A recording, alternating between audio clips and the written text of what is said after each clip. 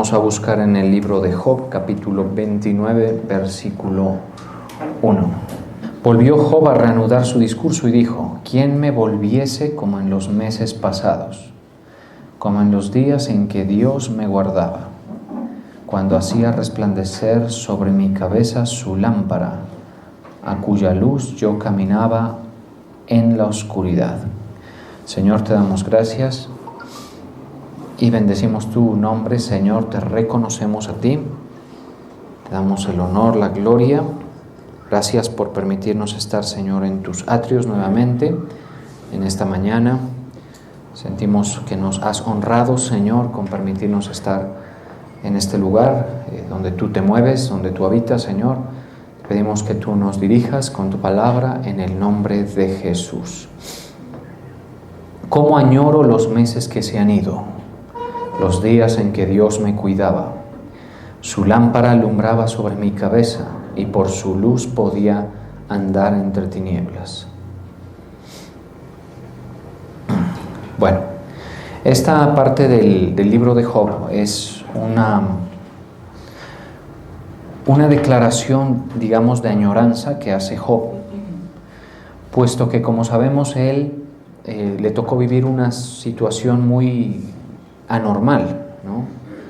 Y es que las calamidades a él le vinieron una tras otra y al final pues estaba viviendo en una situación de calamidad tal pues que es rara vez visible en las vidas de las personas, ¿no?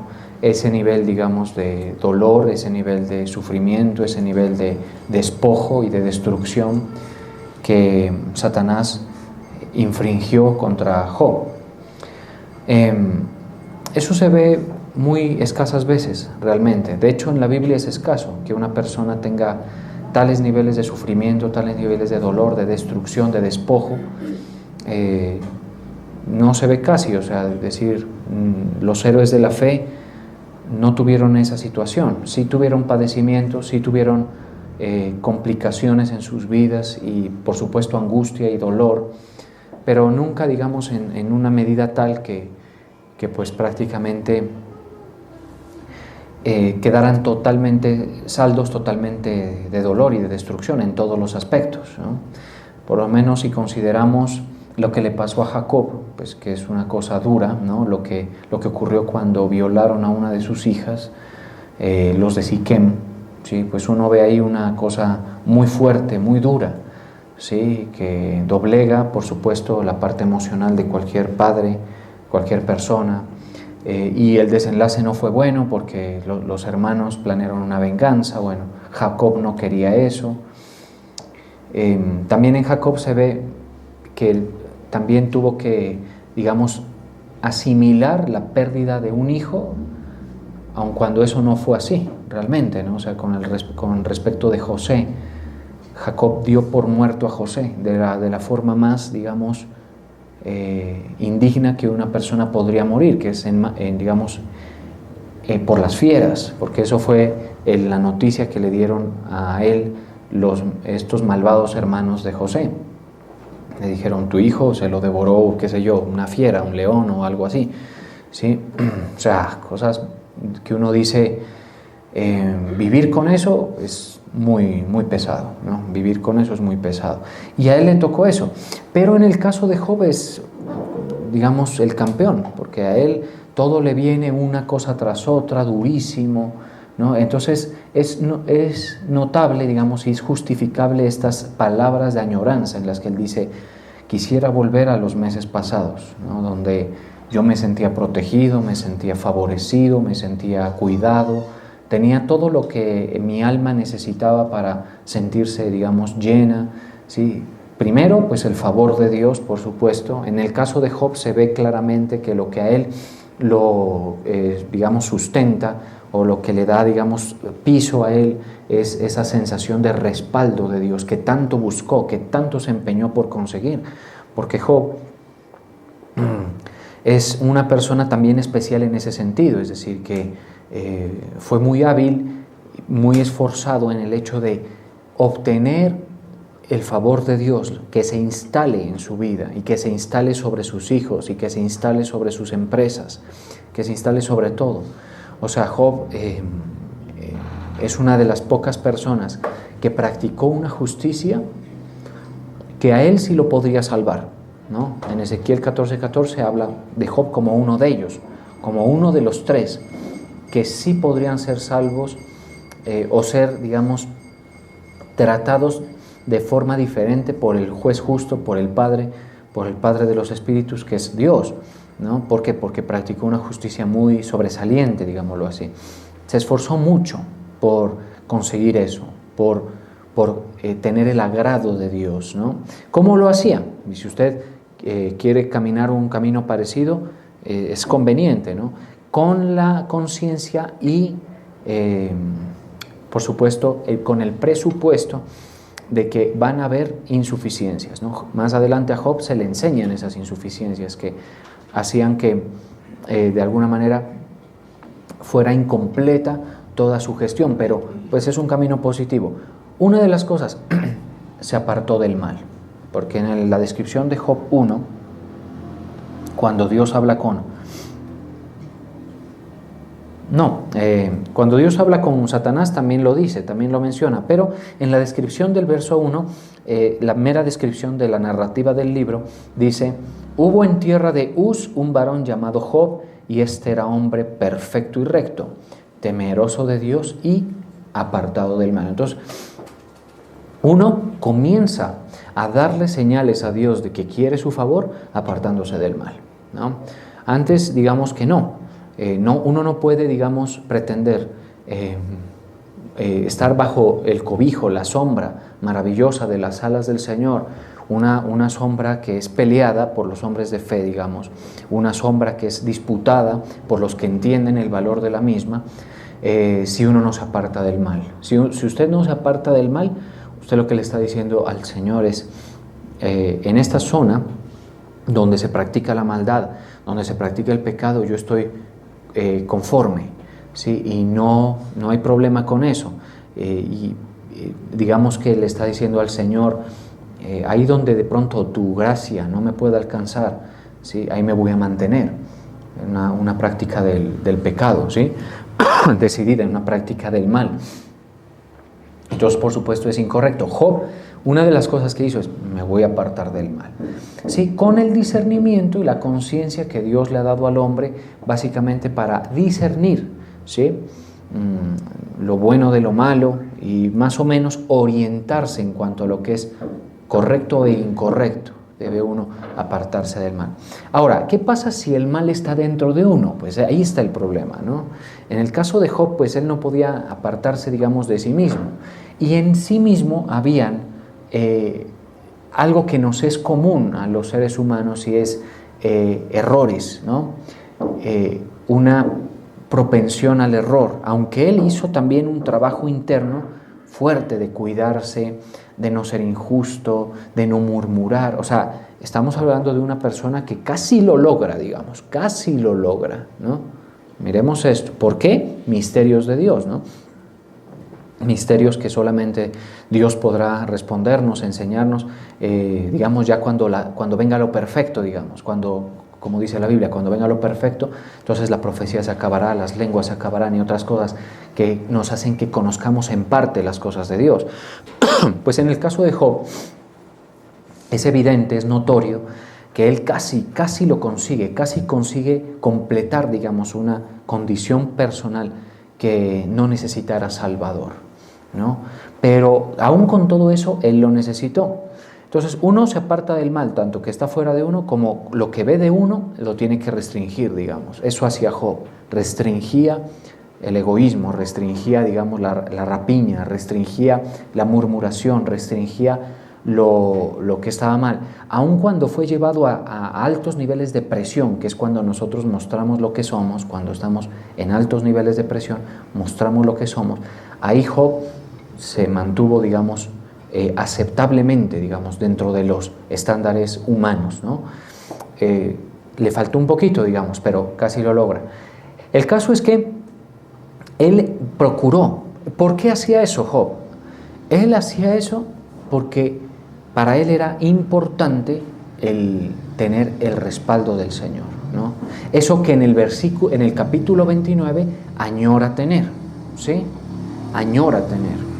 O sea, uno no puede añorar lo que no ha tenido, ¿sí estamos de acuerdo? Uno puede desear lo que no tiene, pero solamente puede añorar lo que alguna vez tuvo. Pues una persona que consiga o experimente al menos algo de lo que es vivir bajo la sombra de las alas del Señor, ya conoce una experiencia que donde se le vaya, se descompensa. ¿Estamos de acuerdo? Yo por lo menos, a mí me aterra, y se los digo honestamente ya a nivel muy personal, a mí me aterra vivir una vida, ¿sí?, en la que no sienta esa sombra de las alas del Señor, que uno la puede sentir en muchos aspectos. Ahora vamos a ver cómo Job las describe, ¿no? Lo describe de una forma y de más de una forma, digámoslo así, de diferentes formas lo describe Job. Pero entonces el caso es que cuando una persona ha probado, ha degustado esto que también en la Escritura dice, probad y ved, gustad y ved, que es bueno Jehová, ¿sí? Y lo prueba y lo degusta y luego se siente amparado y todo eso. Es muy natural, digamos, que no quiera dar un paso fuera de esa sombra, y si en algún momento siente que la ha perdido, ahí es la añoranza. En el otro caso está la persona que nunca lo ha tenido, ¿no? Y que cuando ve esa sombra es como aquella persona que ve una sombra en el desierto, digamos, que va a ir en pos de ese alivio en la temperatura y todo, ¿sí? Pero que tiene que discernirlo. O sea, mucha gente del mundo no discierne la ruptura que hay de su vida con el Señor, ¿sí? Y se ha acostumbrado a una vida así, llena de vacíos, llena de situaciones en las que la mano de Dios no se ve, ¿sí? Gente acostumbrada, digamos, a arduos trabajos, ¿sí? Hablo de esto porque es así. O sea, el castigo de Dios al hombre fue con el sudor de tu frente, ¿estamos de acuerdo? Entonces, cuando la sombra del Señor no está, ¿sí?, en la vida de una persona, la persona se proyecta a trabajos y todo así, y lamentablemente tiene que hacerlo en condiciones extenuantes, duras y todo así, ¿sí? Pero también hay una situación, y es que las condiciones sociales que se han conseguido por efecto del mismo cristianismo, efecto de la misma reestructuración o restauración de algunos aspectos de moral y algunos aspectos del derecho, ¿sí?, de lo cual Dios es amante. Usted sabe que dice la Biblia que Dios es amante de la justicia y el derecho. Gracias a eso, hoy la sociedad puede vivir cómodamente sin discernir que la sombra de Dios no le llega. ¿Estamos de acuerdo? Sin llegar a eso, ¿sí? Con todo, el hecho de que haya digamos, un segmento de la población y de la gente por fuera de esa sombra, por supuesto permite cualquier suerte de situaciones. Por ejemplo, permite que Satanás obre, porque en el caso de Job, Satanás no podía obrar hasta que Dios quitara el cerco, ¿sí? Entonces también podemos representar esa sombra como un cerco también. Entonces, hay mucha gente que vive por fuera del cerco y la verdad es que no disciernen, ¿no?, las deficiencias o lo indeseable de estar en esa condición. Como nunca han tenido una vida respaldada, como nunca han gozado de un favor instalado del Señor, como no han gozado esas delicias que el Espíritu discierne y aprovecha cuando Dios se mueve, entonces una vida lejos de eso pues no le significa nada. ¿Estamos de acuerdo? Pero eso no significa que estén bien. Puede la persona, por ejemplo, que no tenga necesidades o que aparentemente todo marche bien, pero tiene peligrosas y preocupantes grietas en su vida que permitirían la obra de Satanás en la medida en que lo desee. ¿Estamos de acuerdo? Y además también, no solo eso, sino que se suele ver en mayor o en menor medida más de estos flagelos, tanto en ricos como en pobres, ¿sí? Los flagelos de la destrucción del enemigo, en la medida en que ya la persona le ceda a Satanás en muchos aspectos, decisiones y rumbo que toma la vida. Por eso hay lugares donde se ve prácticamente que es un lugar abandonado de Dios, ¿sí? Desamparado. ¿Por qué? Porque esa es la posición que esa comunidad ha querido asumir. Porque el Señor se deja encontrar cuando le buscamos. Es más, ni siquiera se deja encontrar. En el tiempo en el que vivimos, que es el tiempo de la gracia, que es los postreros tiempos, que es después de Cristo en adelante, son los postreros tiempos, el Señor no es que solamente se deje encontrar, el Señor llama, ¿estamos de acuerdo? Desde los que pregonamos el Evangelio. Llama, no es que la gente va buscando, la gente ni sabe lo que necesita, la verdad, ¿sí? Gente desorientada, gente que no sabe para dónde va su alma, gente que ni siquiera sabe las realidades eternas, hasta a Dios lo han, cubierto con duda y lo han despreciado y todo, entonces la gente no sabe. El Señor está llamando, es diciendo, vengan, aquí está la solución, aquí están mis alas para refugiarlos, aquí está. Entonces, claro, la persona que dice, cree eso, sí, va, pero va con su maldad, va con su condición, ¿sí?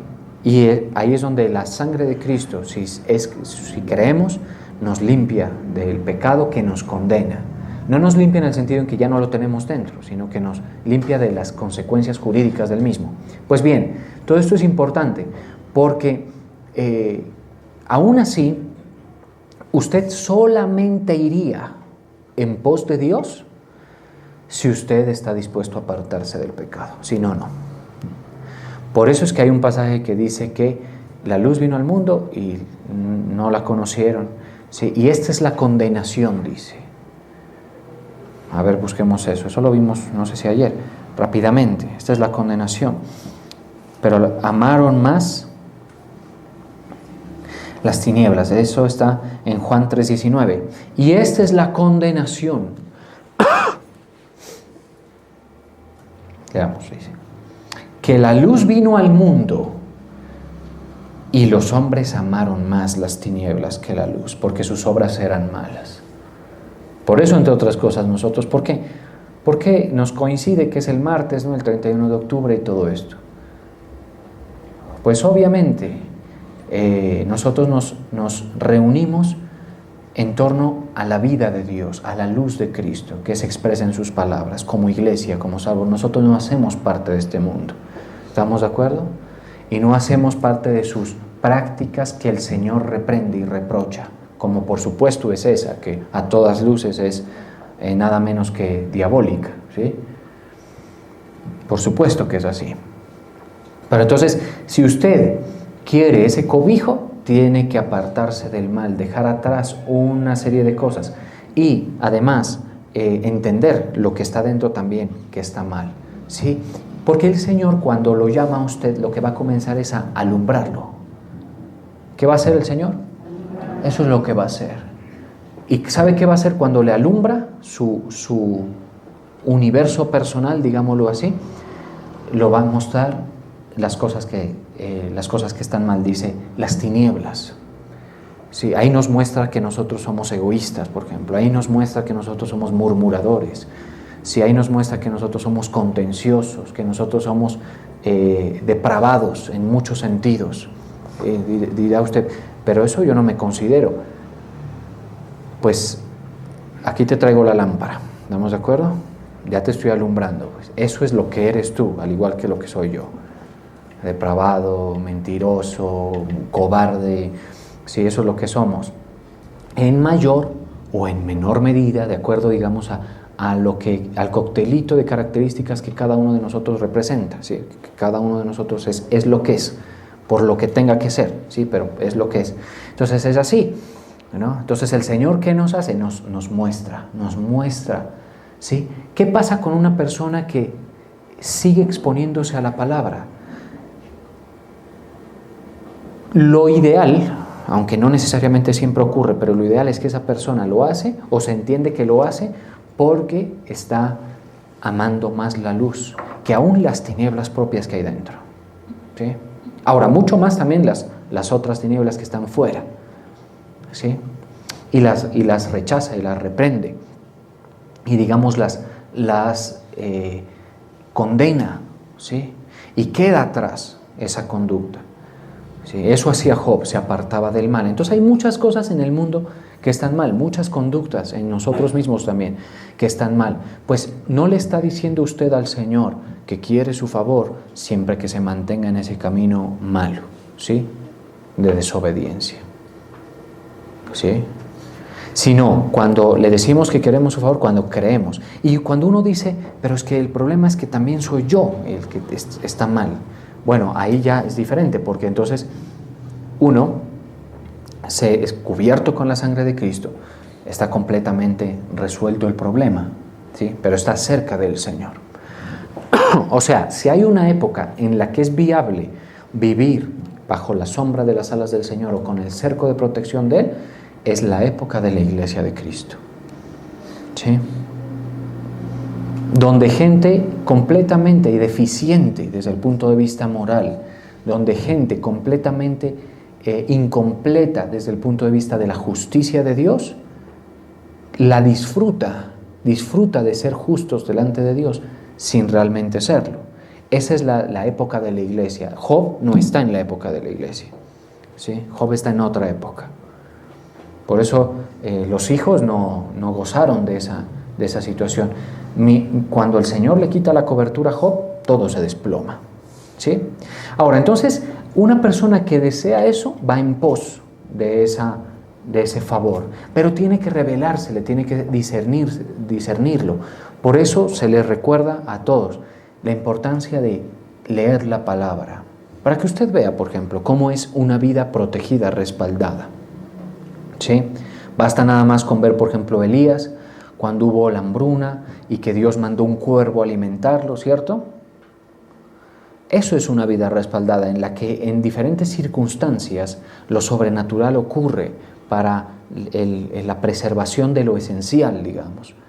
¿Sí? Hay cosas que no necesariamente el Señor está obligado a guardar, pero digamos en este caso la vida de Elías, ¿no? O la vida de Job. Dios le dijo a Satanás, no te metas con él, o sea, a él no me lo... porque si no, lo mataba. Hasta ese punto llegaba, ¿no? También basta ver cómo opera Dios en su favor, en su protección y en su cobertura con la viuda que atendió las necesidades del profeta Elías.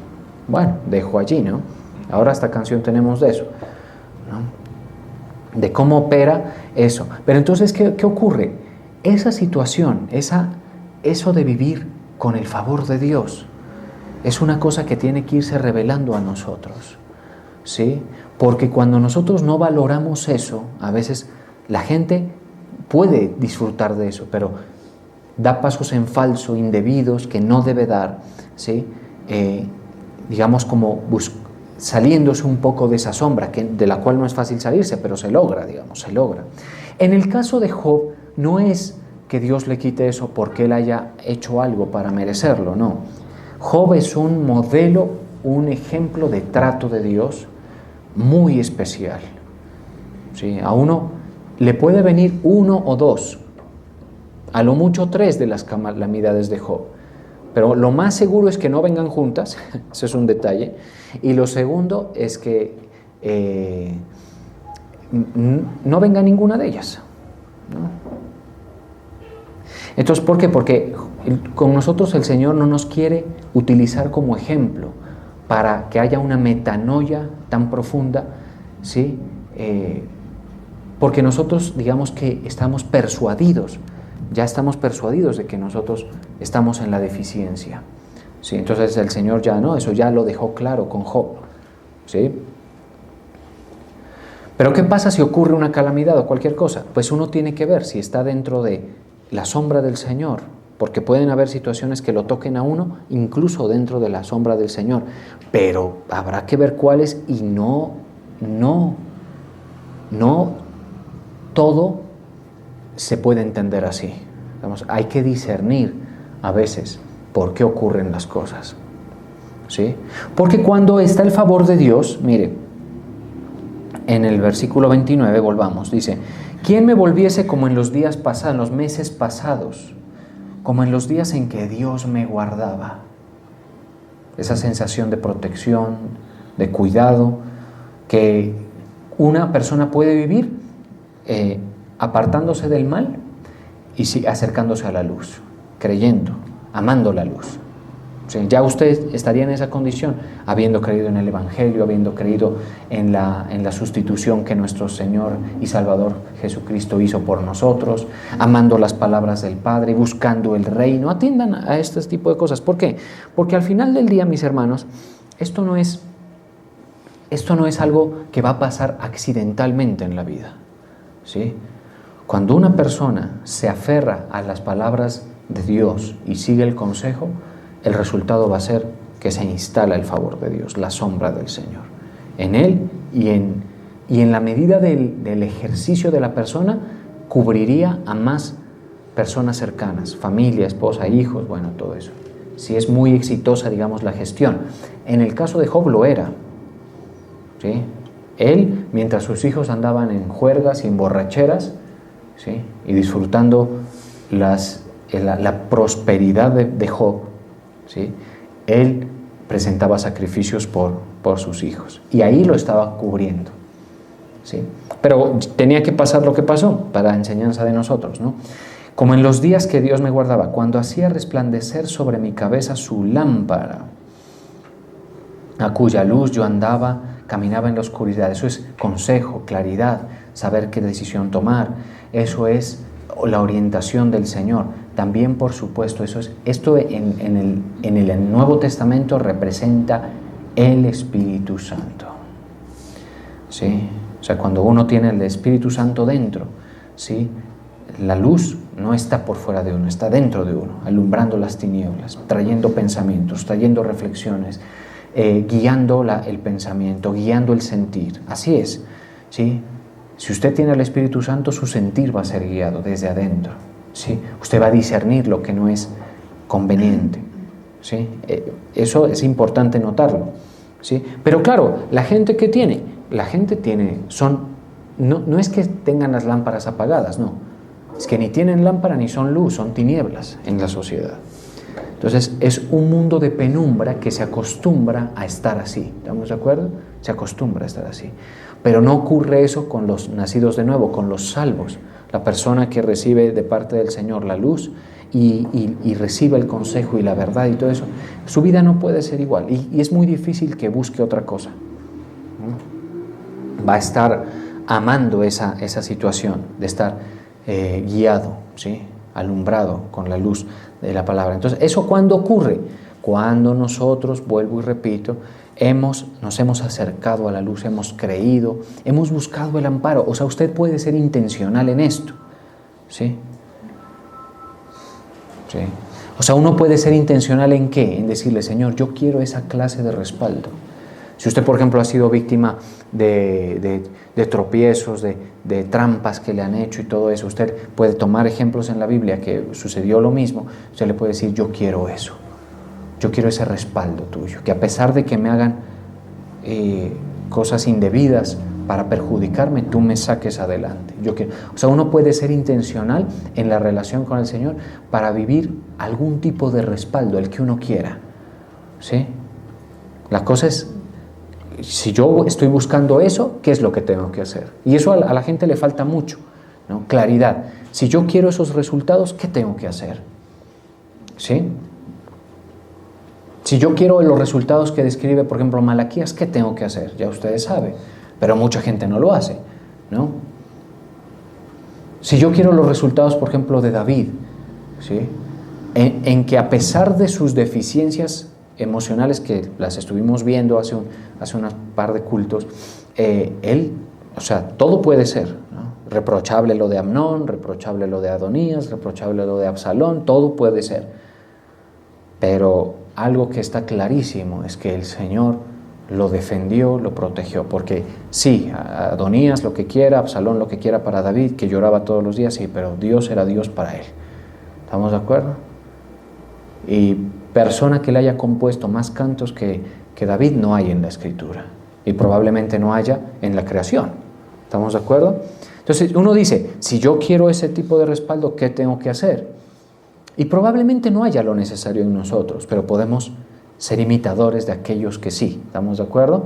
Ahora, si yo quiero otro tipo de respaldo, como el de la viuda, y en fin, ese tipo de cosas, o sea, en la medida en que usted entienda y discierna el valor de vivir una vida al amparo de las alas del Señor, usted ya está jugando en otra, digamos, en otra liga, ¿sí? Porque ya entenderlo sería el único resultado aceptable, es que lo desee, ¿sí? Después de entenderlo, lo desee, y después de desearlo, vaya en pos de eso, ¿sí?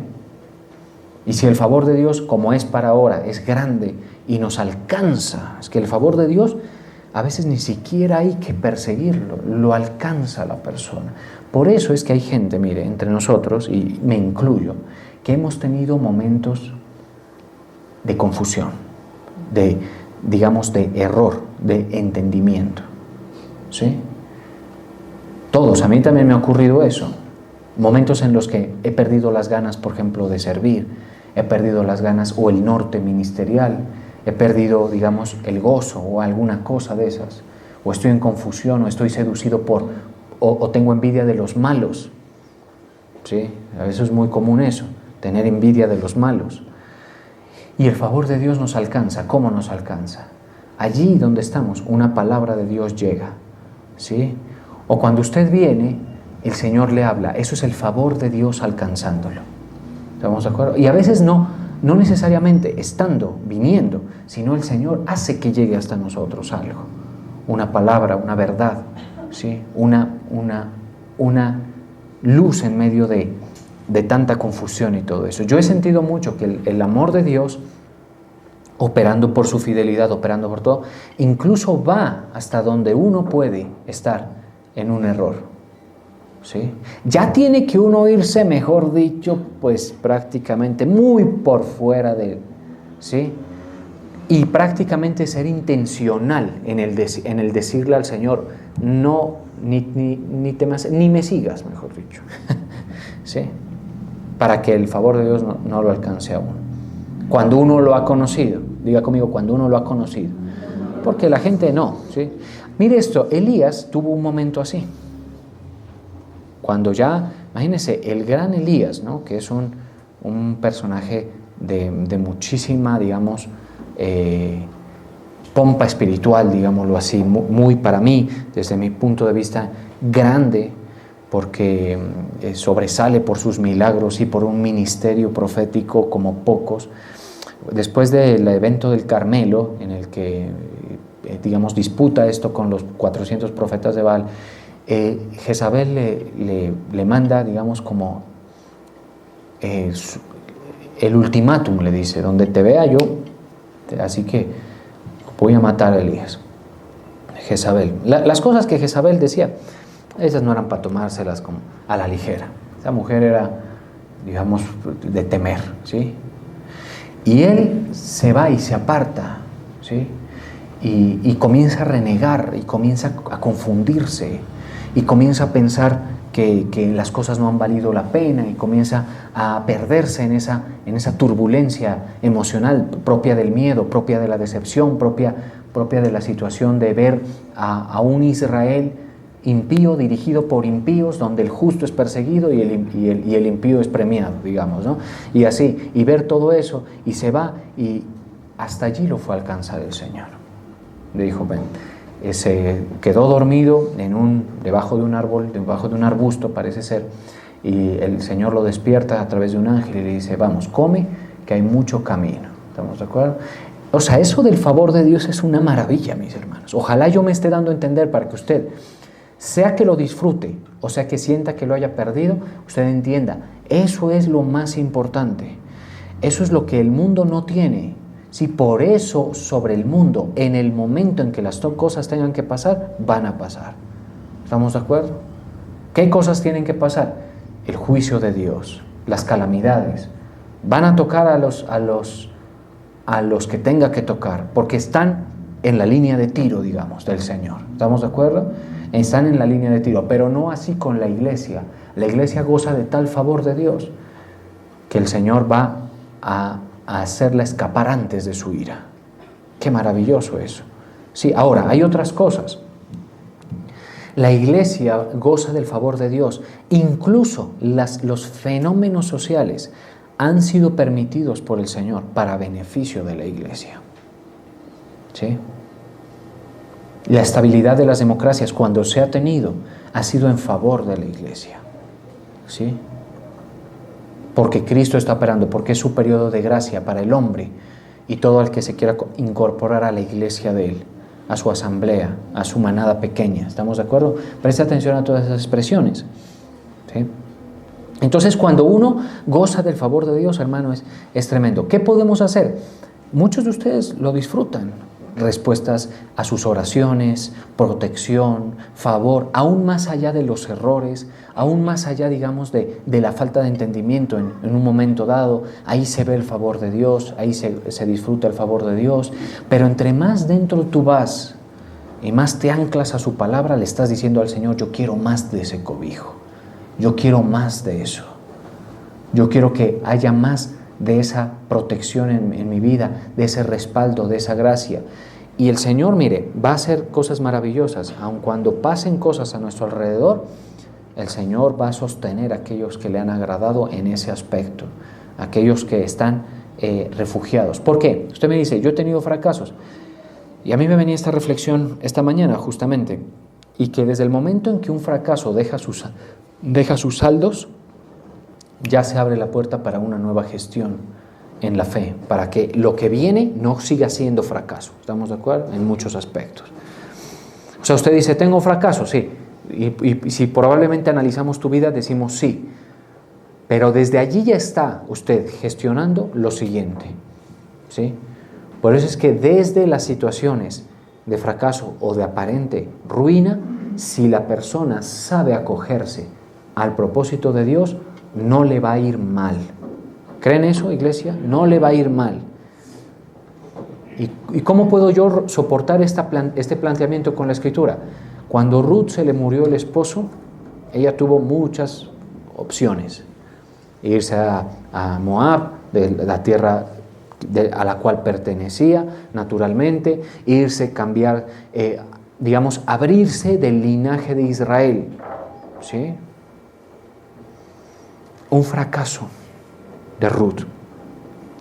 Para que usted sepa que desde la pequeñez de una situación, ¿no?, desde allí se construye con temor a Dios y apartándose del mal. ¿Sí? Eso es escogiendo su palabra, escogiendo su verdad, obedeciendo al llamado y a la fe. Obedeciendo. Usted no se aparta del mal si usted no obedece a la fe. ¿Sí? Espero estar siendo claro y conciso y contundente en lo que estoy diciendo. Pero desde allí ya se constituye el entretejido de una nueva plataforma, de una nueva posibilidad. Por ejemplo, en el caso de Ruth, vemos que ella se va con Noemí y quedan en estado prácticamente de mendicidad. ¿Sí? Por eso Noemí le dice: ve al campo de tal persona y pide permiso, ojo a esto, mire el nivel. Pide permiso para recoger las espigas que caen de las personas que están segando, de las personas que están en la tarea de la siega. ¿Sí? Y entonces Ruth es una mujer que parte de ese punto, ¿no? ¿Qué punto? Es que es la que recoge las espigas de las personas que están segando. No es la que está segando, sino que la recoge las espigas de las personas que están segando. O sea que su punto de partida, a cuenta de que murió su esposo y que en Moab las cosas pues fueron como fueron y todo eso, ella queda así. Pero Ruth tiene algo que Job también valora. ¿Sí? Vamos a ver eso.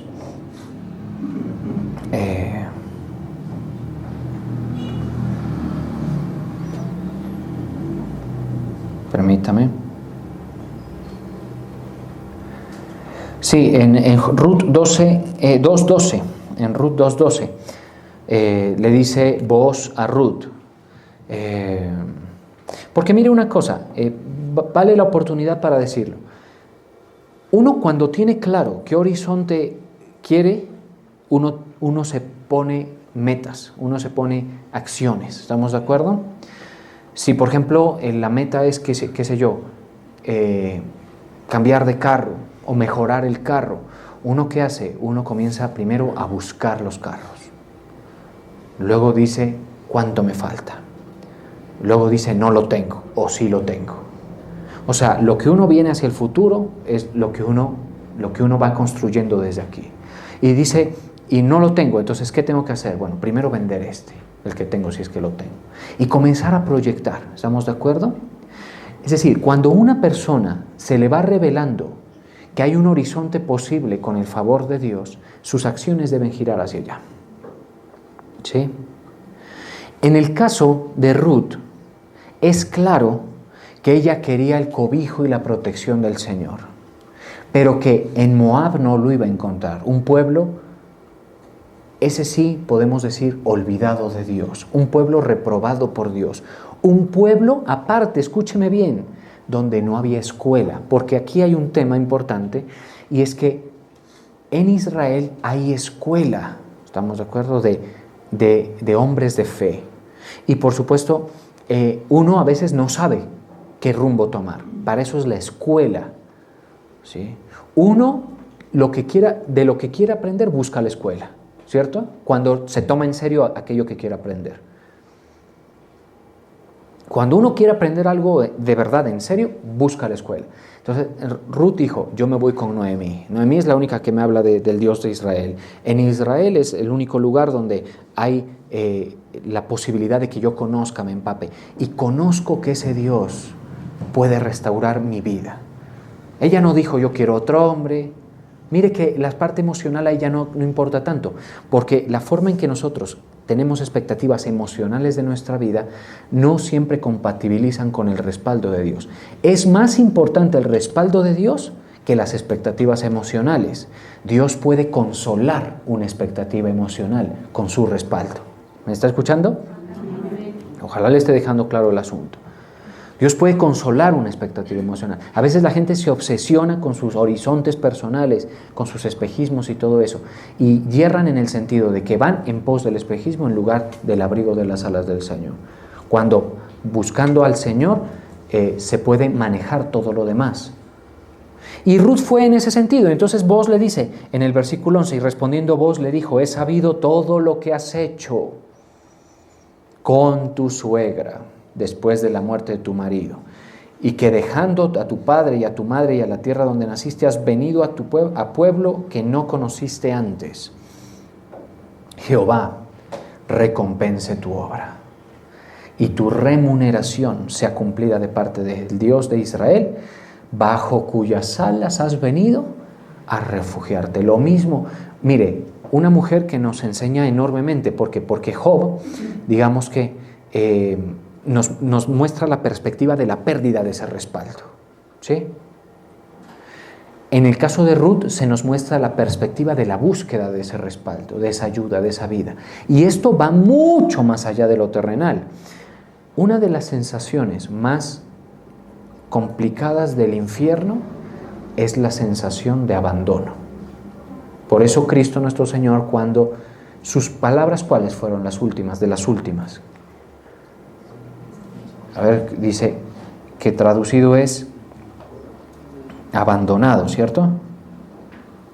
A ver si lo ubicamos, a ver. Sí.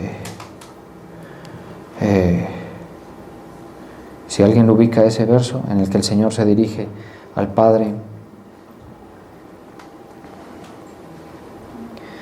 A ver.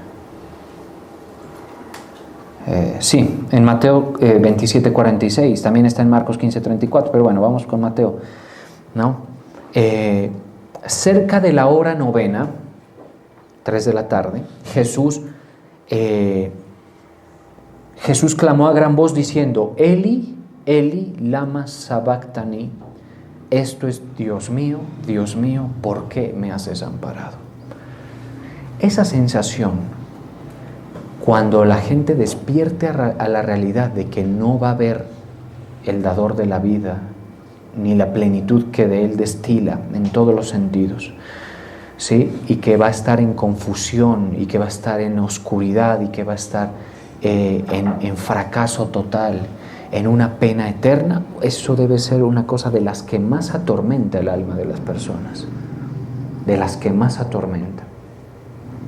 Porque mire, de Dios es que se disfruta la lluvia, el sol. Lo de Dios es que se disfrutan los sabores ricos. Por eso dice el Señor que hay delicias a su diestra para siempre. Por eso los que han muerto en Cristo y están en la gloria de Dios están comiendo mucho mejor que nosotros acá.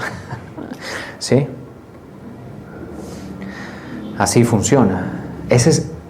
Así debemos entender las cosas. Dios es el que inventó el agua que te sacia, el agua que al rico le hacía falta en el Hades y que decía que moje la punta de su dedo. El abandono significa perder todo, desde adentro y para afuera. ¿Estamos de acuerdo? Cristo, ¿por qué sufrió el abandono? Pues claro, porque imagínense el cúmulo de pecados que cayeron sobre Él, de todos los que habíamos de creer en Él. Y los pecados caen allí y no puede hacer otra cosa el Padre que voltear su rostro. Y Él se siente así. ¿Se da cuenta? O sea, aterra ese horizonte eterno sin el Señor. Sí. Usted verá qué camino va a caminar. Apartado del mal y a la luz de la verdad del Señor. O siga caminando un camino que ahorita parece no tener complicaciones, pero eternamente va a ser de abandono. ¿Sí? El Señor le dice, ¿por qué, Dios mío, por qué me has desamparado? Y esa sensación es la que Job, digamos, está sintiendo, porque entonces se le mueren los hijos. Entonces, ¿qué ocurre? Se le acaban los negocios, se enferma, ¿sí? La gente le pierde el respeto porque la gente es así, la gente nos respeta solo cuando nos ve bien, digamos. Si no, no. ¿Sí? Volvamos a Job y vámosle buscando salida al asunto. Mira lo que dice. Dice, ¿cómo fui en los días de mi juventud? Cuando el favor de Dios velaba sobre mi tienda, cuando aún estaba conmigo el Omnipotente y mis hijos alrededor de mí. Cuando lavaba yo mis pasos con leche. Esto en otras palabras es un reflejo de condición privilegiada, de lujo, ¿sí? Y la piedra me derramaba ríos de aceite. Cuando yo salía a la puerta del juicio y en la plaza hacían preparar mi asiento. Y los jóvenes me veían y se escondían. Y los ancianos se levantaban y estaban de pie. Cuando el Señor está en la vida de una persona y esa persona se ha humillado delante del Señor, el favor del Señor hace que Él le prepare asiento. Por eso hay un pasaje que dice, aderezas mesa delante de mí en presencia de mis angustiadores. ¿Sí? O sea, usted ahorita es pequeño. A usted no, mejor dicho, ¿será que el que más se alegra de verlo será el perro cuando llega a la casa? Que esos se alegran cuando lo ven a uno, ¿estamos de acuerdo? Porque son puros en su condición, ¿no? Pero cuando el Señor, su cobijo está ahí, es pesado, o sea, cuando el respaldo de Dios es pesado sobre una persona, le preparan el asiento.